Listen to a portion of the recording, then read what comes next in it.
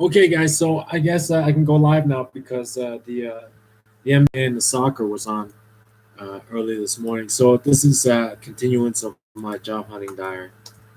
Let me share it on Twitter so that everybody knows that I'm on social media and not out carousing with the rest of the boys. It's among the stupidest vlogs I have ever run across, but it's quite amusing. So listen to this, okay?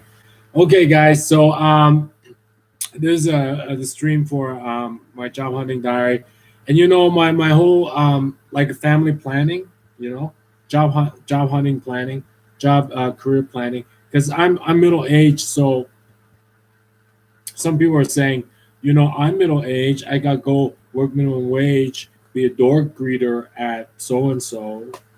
I'm not ashamed of that. Well, you know what? Personally, I'm ashamed of that. Let me repeat that. Personally, I am ashamed of that. So I'm just gonna do career planning my way. You will never see me in minimum wage job. I did that when I was in high school, in my teens, and in my 20s, and then you know even in my 20s, I was making more than minimum wage. So if you got any professionals who are like minimum wage store greeters, wherever they are. I name no corporate names.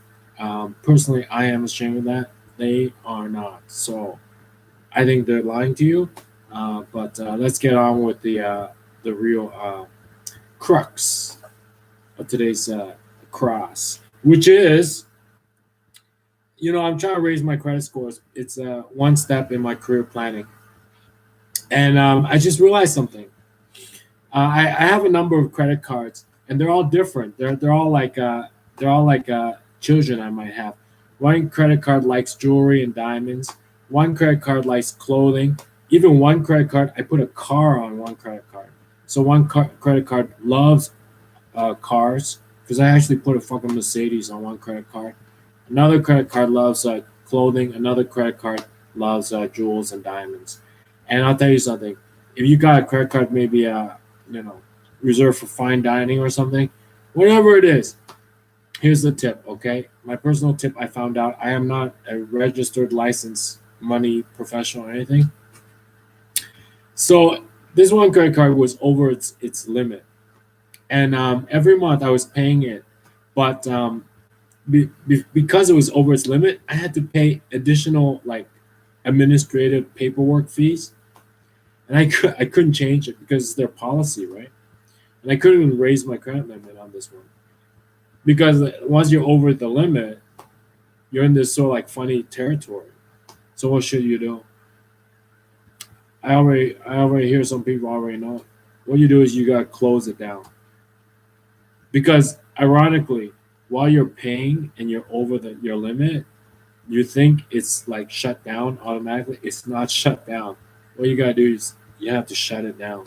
You have to call them and say, look, you know, there's no way for between you and me to negotiate a new like terms. Just shut it down, and I'll pay off the balance. And I think by shutting it down, you are no longer over a credit limit. Technically, you are no longer over a credit limit. You have shut down the card, and now whatever you owe, you just pay it down. But you don't have to pay that paperwork fee, of bureaucratic fee of being over your limit. So yeah, I was over my limit. I said, can I raise my limit so I don't have to pay these additional fees? Or is there anything else? Like, no, there's nothing else you can really do. So finally, you kind of have to bring these ideas up to the company. So what is like I would like to close this card. So and whatever's on it, I'll just pay it off. Normally, like with interest and stuff. Otherwise, if I leave it open, I have to pay these special sort of like bureaucratic red tape fees for being over my limit. So that's a little tip I picked up along the way of my career planning. And if they used to be some highfalutin guy and now they're doing minimum wage door greeter, they're bullshitting you. They'll never get mad. Snap. It is gone forever. Bye.